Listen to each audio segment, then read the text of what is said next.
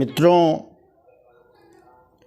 आप सभी भगवान राम जी के लीला और उनकी कहानी के बारे में भली भांति जानते हैं।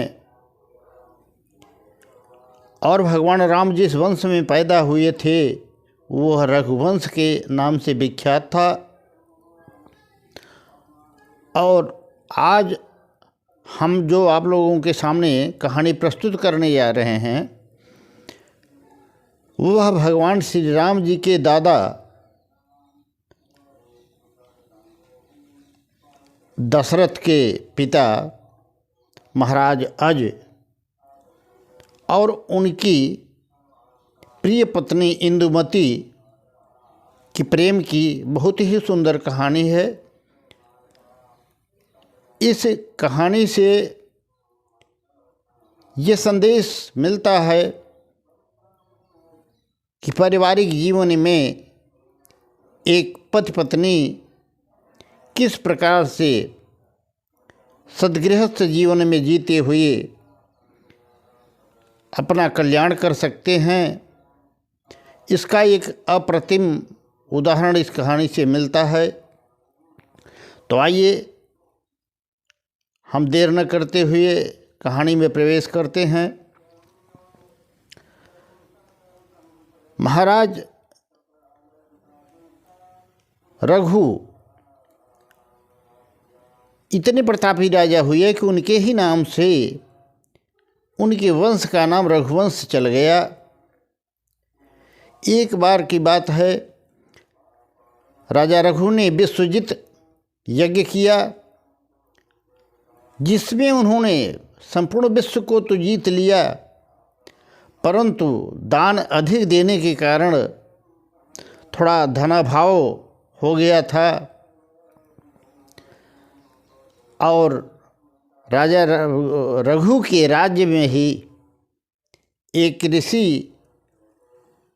गुरुकुल चलाते थे, वर्तंतु नाम के। उनका एक शिष्य था कौश। कौश उनसे शिक्षा ग्रहण करने के बाद जब गुरु दक्षिणा देने की बात कही तो वर्तंतु ने कहा, देखो मैं तुम्हारे कार्यों से ही, आचरण से ही प्रसन्न हूँ, मुझे कोई दक्षिणा नहीं चाहिए, मेरा आशीर्वाद है, तुम जाओ। पर कौश हठ करने लगा, जिसके हठ के कारण गुरु को क्रोध आ गया और उन्होंने कहा, देखो मैंने तुझे 14 प्रकार की विद्याएं सिखाई हैं और अगर देना ही चाहते हो तो 14,000 करोड़ स्वर्ण मुद्राएं ले आकर के हमें दक्षिणा में दो। अब कौश असमंजस में पड़ गया, न तो उसके पास धन था और न अन्य कहीं से मिलने की संभावना थी और न तो गुरु की बात टाली ही जा सकती थी। अंत में विवश होकर वह आया राजा रघु के पास। राजा रघु उस ऋषि को देख करके उनका स्वागत सत्कार किया और जब भोजनादि कराने लगे तो मिट्टी के पात्रों में जल, भोजन आदि सब परसने लगे, जिससे कौश को सहसा अंदाजा हो गया कि राजा ने भी विश्वजित यज्ञ किया जिसमें बहुत सा दान किया और उनका धनाभाव अभी गया नहीं है। मैंने तो सोचा था कि पूरे विश्व के चक्रवर्ती सम्राट हो गए हैं तो उनका खजाना फिर भर गया होगा, परंतु ऐसा नहीं हुआ। ये कौश मन में ही विचार कर रहा था। अब स्वागत सत्कार के बाद राजा रघु ने पूछा कि ऋषिवर बताइए, आप कैसे पधारे, यहाँ आने का प्रयोजन बताइए, मैं आपकी क्या सेवा करूं। अब कौश मन में ही सोचाने लगा और उसने कहा, राजन देखो, मैं जिस विचार से आया था वह विचार अब व्यक्त करना मैं उचित नहीं समझ रहा हूँ, क्योंकि आप पूरा नहीं कर पाएंगे। तब राजा रघु ने कहा, ऋषिवर आप अपनी बात बताइए। रघु क्या नहीं दे सकते, इस पर आप विचार मत कीजिए। तब कौश ने अपने और गुरु के बीच में हुई सारी बातें बता दी कि हमें 14,000 करोड़ स्वर्ण मुद्राएं चाहिए। तब राजा रघु ने कहा कि आप हमारी यज्ञशाला में थोड़ा समय अतिथि के रूप में गुजारें, तब तक मैं व्यवस्था करता हूँ। उन्होंने यज्ञशाला में रहना स्वीकार कर लिया और राजा रघु मन ही मन विचार करने लगे कि देखो, राजाओं को तो हमने जीत लिया है और अभी ही सबसे कर ले करके सब दान कर दिया है। उनसे दोबारा कर लेना या प्रजा से कर लेना ये हमारे धर्म के खिलाफ होगा। तो क्यों न कुबेर पर चढ़ाई की जाए और देवताओं के खजांची कुबेर से ही स्वर्ण मुद्राएं प्राप्त की जाए। और कुबेर ऐसे मांगने से तो देगा नहीं। तो युद्ध की तैयारी करने लगे। अपने कुल गुरु वशिष्ठ जी से नित्य समय नियमित जो समय था उसके अनुसार शाम के समय ही दिव्य रथ पर सवार होकर के कुबेर पर चढ़ाई करने के लिए, क्योंकि सुबह निकलना था लेकिन मुहूर्त शाम का ही था, तो वो तैयार शाम से ही बैठे थे। रात्रि में अचानक उनके कोषाध्यक्ष ने आकर के जानकारी दी कि महाराज, हमारे खजाने में बहुत सारी स्वर्ण मुद्राएं आ गई हैं। तब रघु ने मन ही मन विचार किया कि कुबेर घबरा करके, क्योंकि वो जानता है मेरा सामना नहीं कर पाएगा, हमारे खजाने में स्वर्ण मुद्राएं दे गया है। और जब जाकर के देखा पूरा खजाना स्वर्ण मुद्राओं से भरा पड़ा था। अब राजा रघु कौश को बुलवाए और 14,000 स्वर्ण मुद्राएं उन्हें देने का आग्रह करने लगे कि लीजिए। पर कौश बोला मुझे 14,000 ही चाहिए, जबकि राजा चाहते थे कि जितना धन मिला है सब ले जाएं। परंतु देने वाला तैयार, लेकिन लेने वाला भी ज़रूरत से ज़्यादा की आवश्यकता नहीं। उन दोनों की ये भावदशा देख करके पुष्पवृष्टि हुई और सभी प्रसन्न हुए। राजा रघु से 14,000 करोड़ स्वर्ण मुद्राएं लेकर के कौश गया और अपने गुरु को गुरुदक्षिणा दिया। और इधर महाराज रघु के पुत्र आज धीरे धीरे बड़े हो रहे थे, उनकी युवावस्था आ गई थी। वह भी अपने पिता के ही समान प्रतापी, गुणवान एवं बलवान थे। सौंदर्य तो मानव प्रतिम था ही। अब उनकी भी सुंदरता की चारों तरफ चर्चा होने लगी थी। उसी समय राजा विदर्भराज की बहन की शादी के लिए स्वयंवर की तैयारियां की गई थीं, जिनमें सबको संदेश भेजा गया था। परंतु वह जानते थे कि अगर रघु को डायरेक्ट आमंत्रण भेजा गया तो हो सकता है कि वह अपने पुत्र अज को न भेजे। इसलिए एक खास मंत्री से संदेश भिजवाया विदर्भराज ने कि हमारे यहाँ स्वयंवर है और आपका पुत्र अज यहाँ पर आएं और विशिष्ट अतिथि के रूप में पधारें, तो हमारी मनोकामना पूर्ण होगी। अब ये बात रघु ने सुनी तो अज को आदेश दे दिया। अज अपनी पूरी सेना के साथ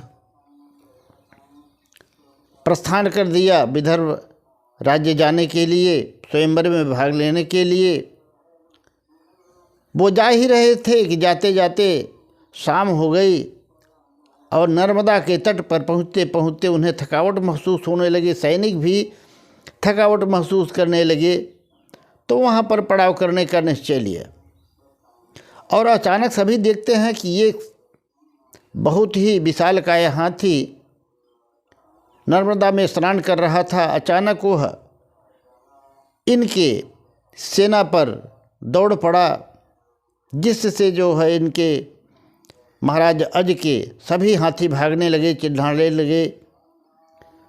सेना सब तितर बितर हो रही थी। राजा अज ने सोचा कि हाथी को जान से मारना पाप है। यद्यपि वो मार सकते थे, परंतु उन्होंने थोड़ा दंड देना उचित समझा और एक छोटा सा बिना फर का बाण मार दिया, जो कि उसको स्पर्श करते हुए निकल गया। बड़ा आश्चर्य हुआ। हाथी तो वहीं पर अंतर्ध्यान हो गया और बड़ा ही दिव्य पुरुष वहाँ पर से प्रकट हुआ और निवेदन करके महाराज अज से कहने लगा कि महाराज, मैं तो पूर्व जन्म में एक गंधर्व था और मतंग ऋषि के शाप के कारण हाथी बन गया था, और उन्होंने बताया था कि आज के किसी भी हथियार से स्पर्श हो जाने से तुम्हारी मुक्ति हो जाएगी और तुम पुनः गंधर्व हो जाओगे। उसने बड़ा आभार व्यक्त किया, राजा को प्रणाम किया और कहा, राजन क्यों न हम और आप दोस्ती कर लें, मित्रता कर लें। राजा ने स्वीकार कर लिया और प्रसन्न होकर के उस गंधर्व ने एक ऐसा हथियार राजा को दिया कि वह हथियार सामने वाली सेना पर चला देने पर विरोधी सेना के सभी लोग सम्मोहित हो जाया करते थे। उनसे उठाने पर भी हथियार नहीं उठता था और परास्त हो जाते थे। वह हथियार गंधर्व से अज ले करके विदर्भ राज्य में पधारे। वहाँ पर देश देश के राजा आए हुए थे। जहाँ पर अज पधारे, विदर्भ नरेश ने उनका बड़ा स्वागत किया और उनका एक दिव्य आसन लगवाया, जिस पर आज विराजमान हुए। अब ये स्वयंवर तो था, पर कन्या को स्वयं अपना वर चुनना था, जो कि इंदुमती थी। उसे स्वयं चुनाव करना था। वो जिसे चुन लेती उसी के साथ उसका विवाह होता। अब सखियां इंदुमती को लेकर के सभी राजाओं के बीच माला हाथ में लेकर के जा रही हैं। सबको देखती चली जा रही है, पर इंदुमती की दृष्टि जब अज पर पड़ी तो वह सम्मोहित से हो गई। उसके मन में खिंचाव हो गया, आकर्षण हो गया और उसने माला अज के गले में डाल दी। अब तो एक प्रकार से विवाह हो ही गया था। अब जितने वहाँ राजा और थे वो सब ईर्ष्या बस जलने लगे और सबने आपस में विचार किया कि हम लोग इस विदर्भ नरेश के यहाँ अतिथि के रूप में आए हैं और इनके राज्य में अगर कुछ गलत करते हैं या इन पर कोई आघात पहुँचाते हैं तो ये ठीक नहीं रहेगा। हम लोग जिस रास्ते से अज जाएंगे वहाँ पर इनसे सब मिल करके मुकाबला करेंगे और इनको मार डालेंगे। ऐसी योजना बना करके वहाँ से सारे राजा जा करके आगे के रास्ते में सब रुक गए अपनी युद्ध की तैयारी में। इधर समय आने पर जब राजा अज इंदुमती को साथ लेकर के अपनी सेना के साथ जा रहे थे तो रास्तों में उन राजाओं ने उन्हें घेर लिया और युद्ध के लिए ललकारा। दोनों ओर से भीषण युद्ध हुआ। यद्यपि अज काफ़ी बलवान थे और युद्ध विद्या में निपुण थे, उन्हें वैसे ही हरा दिया, परंतु फिर भी वो अंतिम दम तक हार नहीं मान रहे थे। तो उस गंधर्व का दिया हुआ दिव्यास्त्र चला करके सबको सम्मोहित कर दिया। सबके हथियार रुक गए और सारे राजा परास्त हो गए। तब अपने दूत से अज ने सबको कहलवा दिया कि मैं किसी को मारूंगा नहीं, बंदी नहीं बनाऊंगा, अपने अपने राज्य में जाओ, राज्य करो, परंतु सब लोग मेरे अधीन रहो। यह कर करके आज अपनी अयोध्या नगरी में आए और अपनी पत्नी इंदुमती के साथ बहुत ही प्रेम पूर्वक दाम्पत्य जीवन यापन करने लगे। और इधर रघु भी अब वृद्ध हो चले थे और देखा कि हमारा बेटा अज अब काफ़ी लायक हो गया है, राज्य संभालने लायक। तो उन्होंने राज्य सौंप करके सन्यास की दीक्षा ले ली और सन्यास के लिए चले गए। अब अज शासन चलाने लगे। उन्होंने अपने बिहार के लिए एक वाटिका बनवाई थी जिसमें वह अपनी पत्नी इंदुमती के साथ विहार किया करते थे। एक दिन की बात हुई कि इंदुमती राजा अज के जांघों पर सर रख करके लेटी हुई थी तो अचानक आसमान से एक फूल गिरा इंदुमती के छाती पर और वह फूल गिरते ही इंदुमती बेहोश सी हो गई। हालांकि उसके प्राण तो निकल चुके थे पर अज नहीं समझ पा रहे थे। उन्होंने देखा, हिला डुला करके बुलाया, बहुत प्रयास किया पर इंदुमती न हिली न रुली। राजा बड़े बेहवल हो गए, करुण विलाप करने लगे। इसका कालिदास ने बड़ा कारुणिक दृश्य रखा है अपने रघुवंश महाकाव्य में। लिखा तो इतना है कि राजा ही नहीं उनके पूरे प्रजा सब रोने लगे। बहरहाल राजा बहुत ही चिंतित थे। उनके एक पुत्र हुए थे दशरथ, जो कि छोटे थे, राज का संभालने लायक नहीं थे। अब राजा आज उनके साथ सती तो होना चाहते थे पर ऐसा रिवाज नहीं था। वो एक राजा भी थे और पिता भी थे एक बालक के। उन्हें यह दायित्व भी संभालना था। यह समझ करके उन्होंने निर्णय ले लिया कि जब तक चल सकता है चलता रहेगा। चिंता फिर भी उन्हें छोड़ नहीं थी। इसी बीच उनके गुरु वशिष्ठ जी ने उन्हें एक दूत द्वारा सूचना भिजवाई कि देखो राजन, चिंता मत करो, मैंने अपनी त्रिकालज्ञ दृष्टि से सब जान लिया है। इंदुमती पूर्व जन्म की अप्सरा थी जो कि तृणबिंदु ऋषि के श्राप के कारण मनुष्य योनि में आई थी और उसे तो स्वर्ग जाना ही था। तुम उसके बारे में व्यर्थ चिंता मत करो और धर्मपूर्वक शासन करो। राजा आज को थोड़ा सांत्वना मिली और इंतज़ार करते रहे।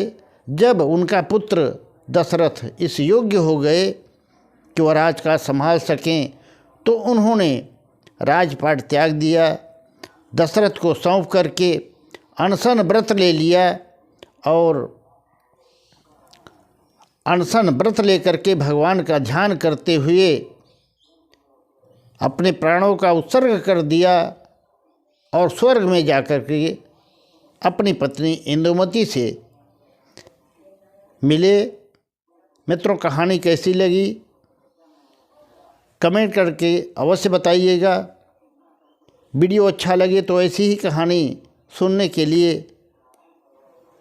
हमारी वीडियो को सब्सक्राइब अवश्य कर दीजिएगा, लाइक अवश्य कर दीजिएगा, ताकि हमारा भी उत्साहवर्धन होता रहे और हम आप लोगों तक ऐसी कहानियाँ पहुँचाने का प्रयास करते रहें। राधे राधे, जय श्री कृष्ण।